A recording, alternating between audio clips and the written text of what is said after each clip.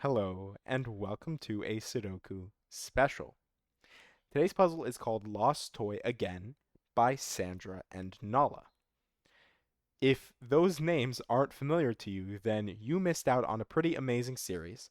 Sandra and Nala are I guess you could call them a dynamic duo of setter and best friend who put together an advent calendar series that I actually did, I guess, solves of throughout the advent season last year, 2023. And in trying to find puzzles for this week, I realized that I'd never actually solved a Sandra and Nala puzzle outside the context of that advent calendar. So I searched up just Nala's name on Logic Masters Germany, and I found out that there is an entirely different series that is called Nala's Adventures, and this is the first puzzle from Nala's Adventures. I'll leave a link down below. It should be a permanent search link for Logic Masters Germany for Nala's Adventures, so if you'd like to try more of them for yourself, then you are more than welcome to and just encouraged to. But again, today we're going to be going through the first one, and the story goes that Nala has lost her toy in the fog again, and it is our job to help her find it. So, how are we going to do that? We're going to do that by using normal Sudoku rules. Arrows. Digits along an arrow must sum to the digit in the circle. Elements of the same color are connected. So what does that mean? Well, the arrow rule is essentially the same as normal, right? Let's actually draw an example here. I'll use the pen tool and let's actually match the coloring here. Yellow. So if I were to place a 1 here and a 2 here, I'm not placing digits here because of the fog stuff, but we'll get to that in a moment. 1 and 2 sum together to be 3. That would mean that if the circle was here, then 1 plus 2, 3. 3 is the digit in the circle, and the arrows sum to that. The reason that I specifically kept it where the color is the same is that elements of the same color are connected. So what that means is somehow within this fog, I'm assuming, if I understand this correctly, that this red arrow draws some crazy, ridiculous thing here. This red arrow needs to somehow connect right back up to this red circle here. That'll probably actually be the first thing that we need to figure out. But I'm assuming throughout the grid we'll maybe have like a green arrow and a green circle that we need to connect, or a blue, and so on and so forth through all of our colors there. That was kind of weird. Why did it switch to red there? Anyways, probably just something funky with the pen tool and undoing. Then we have our fog of war rules, the reason why I didn't want to place actual digits into the grid. So the grid is partially covered in fog. Placing correct digits will clear the fog from surrounding cells, possibly revealing more clues. So, as I place digits in the grid, let's say 0 was the correct digit to place here, then what would happen is all of these cells would clear of fog, and I would see the grid below, again, possibly revealing more clues.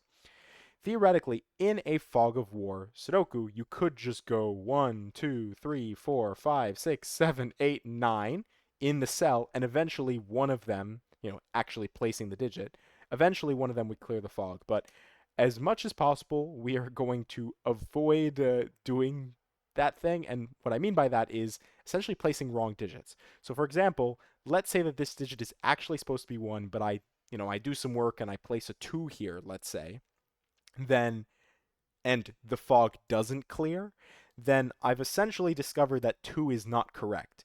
But if that does happen, I won't use the fact that I know 2 is not correct there. I will try to find a different path that leads me to the fact that 2 is not correct. So a little bit convoluted, but I try to be very careful with fog of war, but I have made mistakes in the past. So I'll be diligent here. And throughout all of this, if we can help Nala find her toy, then she will be thrilled, and we would love to see Nala's smiling face. I did want to bring Luna in today, to help me find Nala's toy. They could meet and do their thing, but sadly Luna was booked up today. Her manager has her working a lot of gigs, so it's tough to make it work. But I think we'll just have to live with it. Anyways, all of that, those are the rules. Let's jump right into it. All right, so I already kind of alluded to it, but I think I need to figure out what's going on with this red circle and red arrow.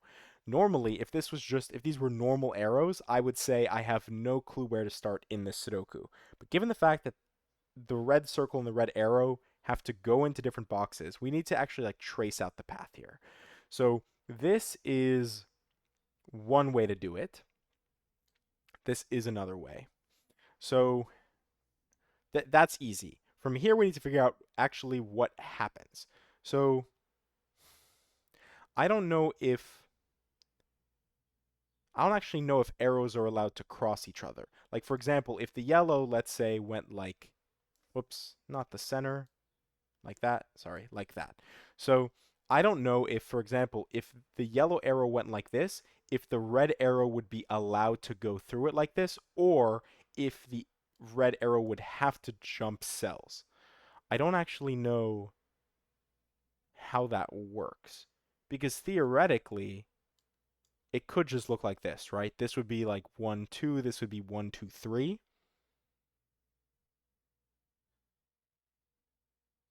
That's actually, I think that's actually the only thing it can be. Because that sums to 9. We can't add any more cells anywhere.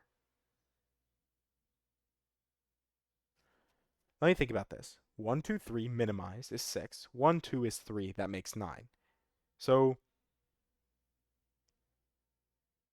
all right, first of all, let's mark this because we don't actually know where this yellow goes from here. But I think this is a correct red marking. I think the only way to do this is if this is 1, 2, this is 1, 2, 3, and this would be 9. And assuming that's correct, we clear some fog, which we do. Then the question is, what do we even do with that? Oh, okay, well, sorry. I know exactly what we do with that. 1, 2, 3, 1, 2. What does that do for us here? And we saw that in an earlier puzzle, which was the knight takes bishop puzzle, where we had a 1, 2, 3, and we had a bishop staring down the line. But this time it's an arrow. The only digits that can go here are 4 and 5, and those two digits happen to sum to 9. Look at that. So let's throw down a 4, 5 pair here. That does mean that this is 6, 7, and 8. And then we can actually start to clear out some of our pen markings because they aren't as nice as the normal colors. Blue is interesting. This minimum is 3. This is 1, 2, 3. So it would be the same thing. It would be 1, 2, 3, and this would be 3, which is 9 again. So I guess we're just chasing 9s around the board. All right, we are in fact chasing 9s around the board. This would be 3, which is correct. We now see like a pink purple showing up here, but we can place 3 there. 1, 2 would place 3, which clears more of the fog here. This becomes a 1, 2 pair like this. We have lots of 1, 2s running around. And now, see, I was going to try to do the 4, 5 trick again, but it doesn't actually work. Because it could actually be 4, 4 with 8. That's possible. Oh, wait, but it couldn't be 4, 5 with 9 anyways, could it? So, I guess actually it has to be 4, 4 with 8. Yeah, this has to be 4, 4 with 8. And then we do have some overlap here. 8 in 3 digits definitely will require 1 somewhere. Without using 4, I think it has to be 1, 2, 5, right? Otherwise, it would be 1, 3, 4. So 1, 2, 5. 1, 2, 5 is a triple here. So this is 4 and this is 5. We don't know if those are correct because it doesn't clear fog, but I'm fairly confident on that. 5 gives us a 1, 2 pair here. Then we might as well 5, 6, 7. 5, 6, 7. And actually, we can place 5, can't we? This will be 5 because 5 can't go here, and it'll have to go somewhere here by Sudoku. So we get a 6-7 pair. 4, again, this is going to have to be 4-4 to make 8 here, because otherwise 4-5, because 1-2-3 would leave us with 9, which doesn't work again. So I think this has to be 8. This is 4, clearing more of the fog. Can't be 8 or 9, so... Oh, and can it be 7? If it was 7, this would have to be 1-2-4. It can't be, so this is 6, which means that this is 1-2-3. All right, we're just kind of we're just kind of running through it a little bit faster than I expected. And as I say that, I'm going to end up struggling through the rest of this, won't I? 1-2-5. What's the minimum that goes here? 3-6. And I think, just as before, I think it has to be 3-6 with 9 here. Okay, this is 3, this is 6, with a 3 in the corner. We'll remove 3 from here. 6 does give us 7. 6, 7, 6 gives us 8. And actually, 8 did some work already. This is 7, this is 6.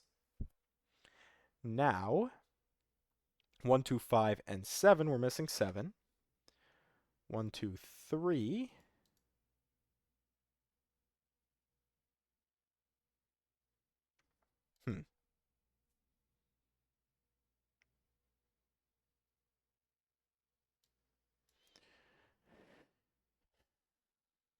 Minimum here is like 1, 3, because it couldn't be 1, 2. That'd be like 4 here. Assuming if it even goes this way, it could go like that. Fairly confident on that. Maybe that's what we need to look at then. 5, 7, 8, 9. No, because 8, 9 leaves us with 5, 7. So it doesn't actually give us what we need there. 5, 6, 7 though. Oh, no, sorry. That's 5, 7, 8. So either way it works. 5, 7, 8. I was just correct for the wrong reason. We're missing 5, 7, 8. 7, 8 gives us 5. This is a 7, 8 pair, but it isn't because of the 8. That gives us 7, 8, which gives us a new arrow hiding in the fog here. My goodness. 5,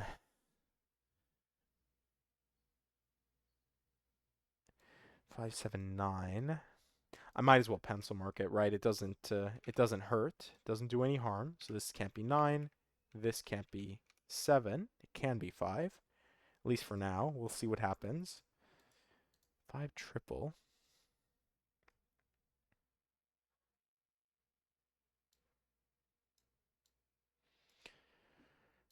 Hmm.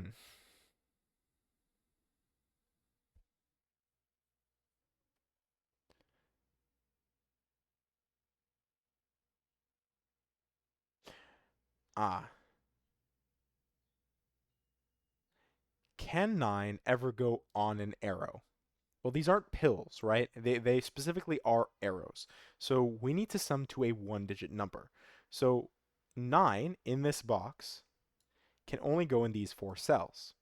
However, if 9 went here, you would require a digit greater than 9 to be on the circle, and the same thing here, which means we have a virtual 9 that stares this way, which means this can never be 9, and this must be 9.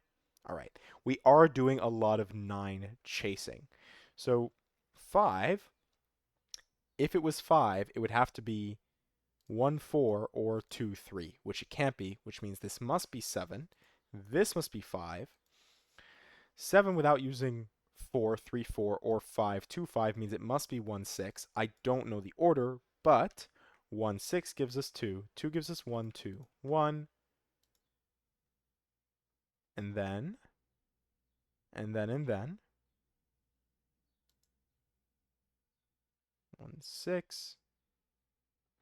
Oh, which means 4, 5, 9 again, right? Because it can't be 1, 2, or 3. So we have that 4, 5, 9 pattern.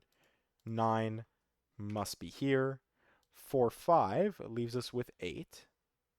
Yeah, leaves us with 8. We can place 5, 4, clearing more fog as we go. As we do, I guess. The minimum of these two cells is 3, 4, which is exactly what we expect because this can't be 9 or 8, so this is 7. 7, 3, 4 in some order. Then 1, 2, 6, and Am I struggling? 6, 5, 5, 6. If this is 5, this is 2, which doesn't work, which means it's 6 and 1, which makes this 5. There's no way that this can go like this without this being the center cell. If this is the center cell, unless I don't understand how this shape works, but I think because this has to be a high digit,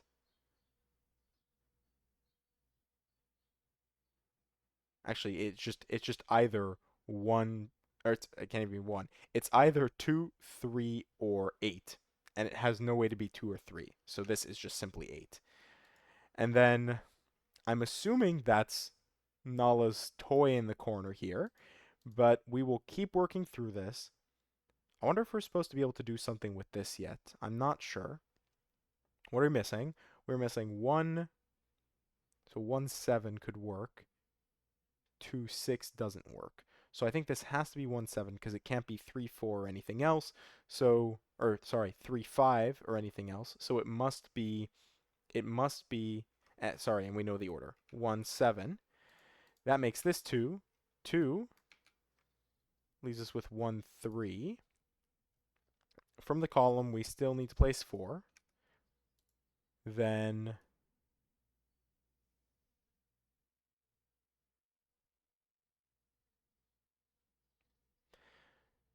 1, 2, 3, 5. This can't be 1, so this is 2, 3, 5.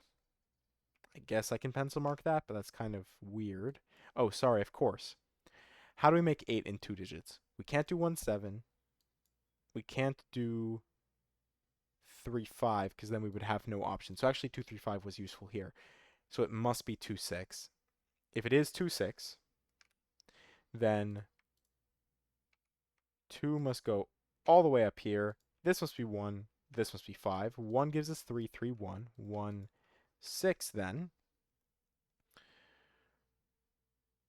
Then from the column, it is 4 and 8. So we know the order, 4, 8, thanks to our 4 in the corner. Then 2, 3, 9. Not sure. 2, 3, 9. I do realize, though, that we need to fill this out here, which is... Wait, 1, 2, 3, 4, 5, 9. 9. Again, we're chasing 9, so I can't forget that. 9. Something's going on there. Let's look across the row. 4, 6, 7. 6, 7 does give us 4. All right, something's going on here. 6, 7, not identified yet. 2, 3, and 8. This certainly can't be 8. Oh, and all right, it also just can't be 8 by Sudoku. We do have a chocolate teapot, so let's just throw that down. 2, 3, 8. I'll say 3, 4 doesn't work because it can't be 7, but this could still be 2, 3, 4 in like a triple, where this would be 2, this would be 3 because of the 3, 4 here, and then we'd have 9 in one of these 3 cells. Or sorry, I guess it would just be 9 in this cell. Which actually has to happen because otherwise I don't have 5 to add up to 9 here. So I think this has to be 9. It must be 2, 3, 4. Only way to do that because of the 3, 4 is 2 here, 3 here. 3, which means we've resolved our chocolate teapot. 3, 4, 6, 7. 7, 6, 6, 7. In the column, we still need to place 1. 2, 3, 5. This can't be 2 or 3, so this is 5. 5, 3, 3, 5. We'll do the 2 here. 3, 9. 9, 3. 2, 6, 2. 3, 4, 3. And to finish this off, we are missing 6 and 8. Oh, and somehow through all of that, I haven't resolved the 1, 2 that started this whole thing off. So this is 1 and this is 2, and we are done in 14 minutes and 29 seconds. Yay, the solution is correct, and Nala's thrilled to have the ball back. But why I'm like eyes widening here is that this has 20,000 solves on it. That is crazy. Absolutely crazy. I can't imagine any of my puzzles having 20,000 solves on it. So, congratulations to Nala on getting her ball back, and yeah, it seems like this series might be really popular. So, I'm probably gonna go through and start solving the rest of Nala's adventure. Sorry, let's move from the page there. I'm probably gonna go through and start solving them just myself. Um, you definitely should check it out because it seems that it is a quite well loved series by many people. So, rambling aside, I hope you enjoyed, and thank you for watching.